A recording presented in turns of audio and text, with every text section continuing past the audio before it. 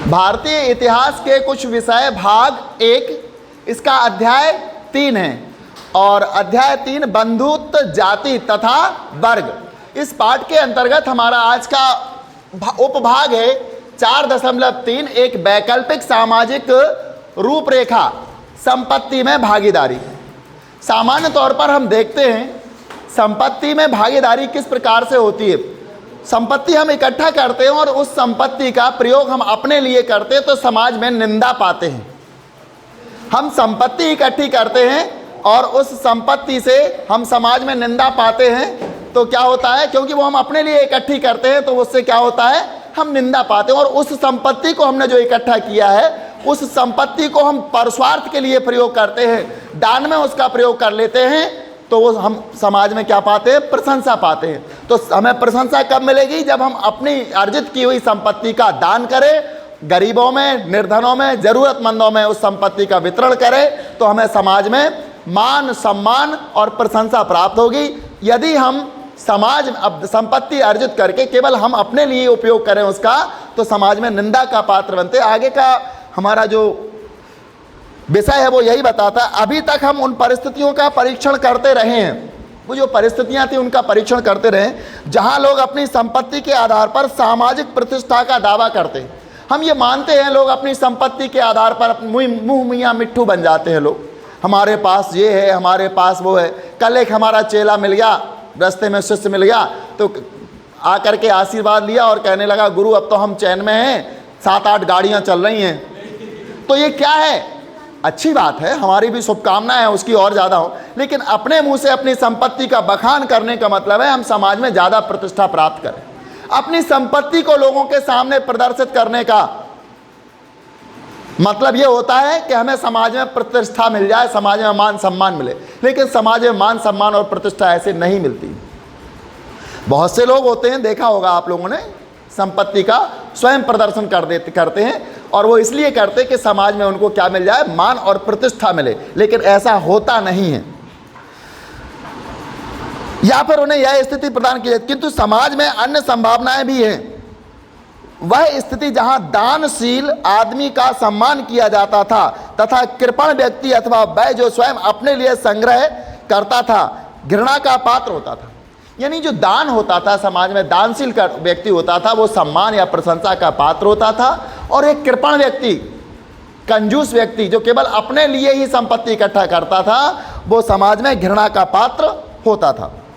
प्राचीनतम तमिलकम एक ऐसा ही क्षेत्र है जहां उपरोक्त आदर्शों को संजोया जाता था। तमिलकम, तमिल ग्रंथों में, संगम साहित्य के जो तमिल ग्रंथ है संस्कृत के, इसमें यही बात सामने आती है। जैसा हमने पहले पढ़ा है, इस क्षेत्र में 2000 वर्ष पहले अनेक सरदारियां थीं तमिलकम में।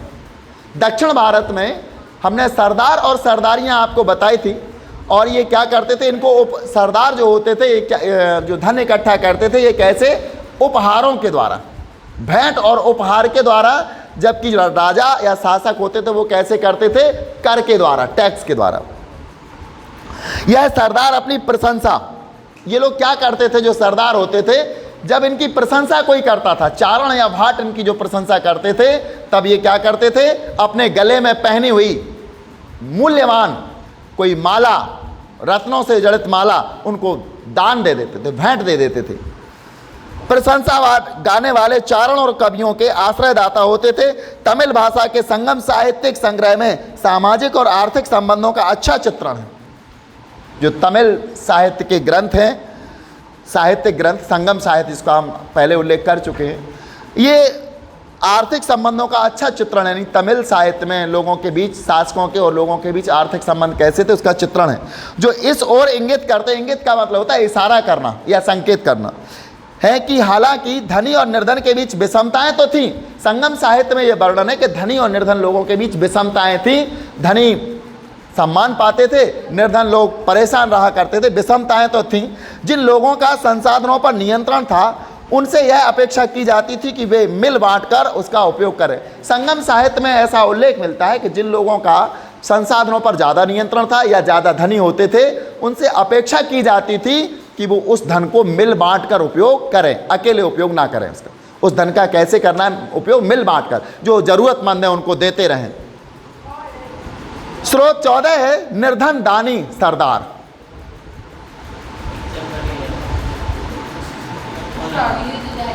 निर्धन दानी सरदार स्रोत 14 है।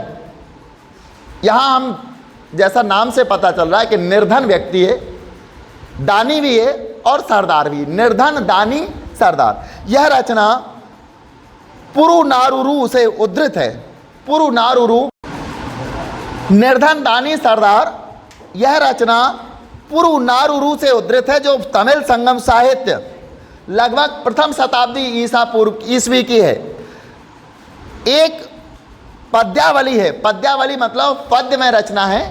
इस रचना को किसमें किया गया? पद्य में रचित है। इस रचना में एक चारण मान किसको कहते हैं? जो अपने राजा की प्रशंसा करता है, उनकी प्रशंसा में गीत गाता है, अपने स्वामी की प्रशंसा करता है, वो चारण कहलाता है।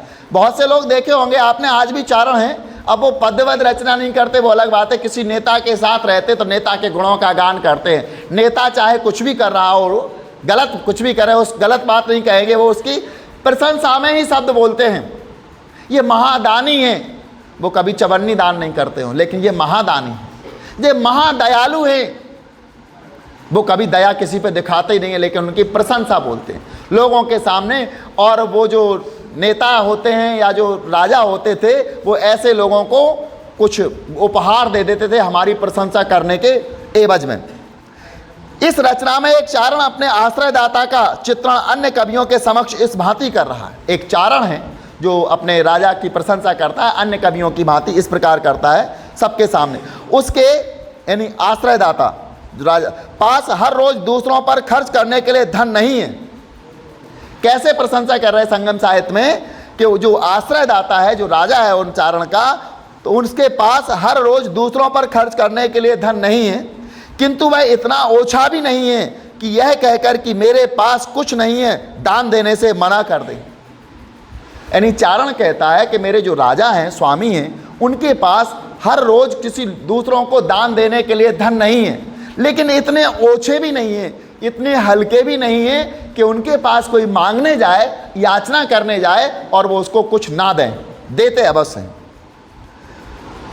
वह इरंतई एक स्थान था दक्षिण भारत का, इरंतई में रहता है और दान प्रिय है। वह चारणों की क्षुधा का शत्रु है। राजा किसका शत्रु है? चारणों की क्षुधा का शत्रु। चारण मतलब जो प्रशंसा करने वाले हैं, जो यहाँ प्रशंसा कर रहे हैं वो चारण है। और क्षुधा का मतलब है भूख। क्षुधा मीन्स क्या होती है? भूख। और वो राजा किसका शत्रु है?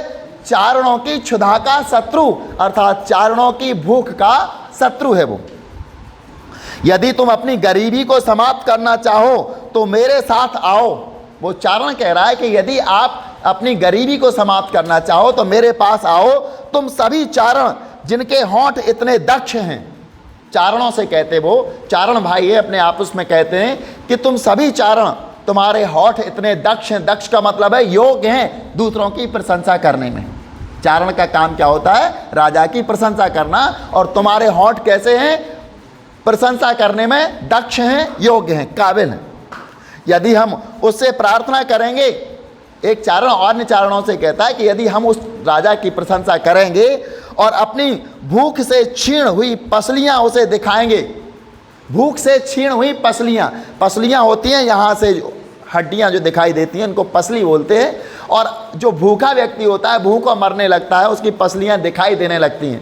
तो जो इससे क्षीण हो, भूख से आपकी पसलियां क्षीण हो गई हैं, अगर उस राजा के पास हम जाएंगे और उसको अपनी पसलियां दिखाएंगे तो वह अपने गांव के लोहार के पास जाएगा। किसके पास जाएगा? वो राजा अपने गांव के लोहार के पास जाएगा और उस सक्षम हाथ वाले से कहेगा कि मुझे युद्ध के लिए एक लंबा भाला तैयार कर दो, एक ऐसा भाला जिसका सीधा फलक हो। ऐसा भाला तैयार कर दो जिसका सीधा फलक हो, यानी कि वो राजा युद्ध लड़ने चला जाएगा और युद्ध में जो जीतेगा वो तुम सबको दान कर देगा। ऐसी यहाँ चारण के द्वारा एक निर्धन दानी सरदार के बारे में एक चारण लिखता है कि निर्धन तो है, दानी भी है और सरदार है, उपहार में वस्तुएं प्राप्त करता है। चारण ने सरदार को दानी बताने के लिए किस तरह के दाव पेच अपनाए, ये आपको समझना है। धन अर्जित करने के लिए सरदार को क्या करना होता था जिससे वह उसका कुछ अंश चारण को दे सके। उसको युद्ध लड़ने पड़ते थे तब वो चारण को दे पाता था, तभी तो वो लोहार के पास जाता है।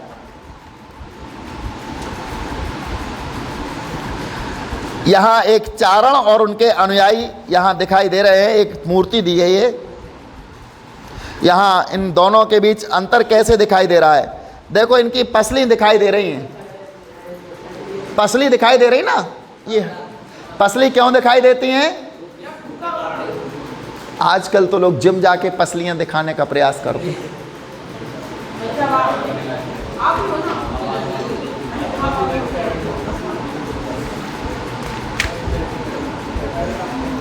कल हम पढ़ेंगे सामाजिक विषमताओं की व्याख्या, एक सामाजिक अनुबंध।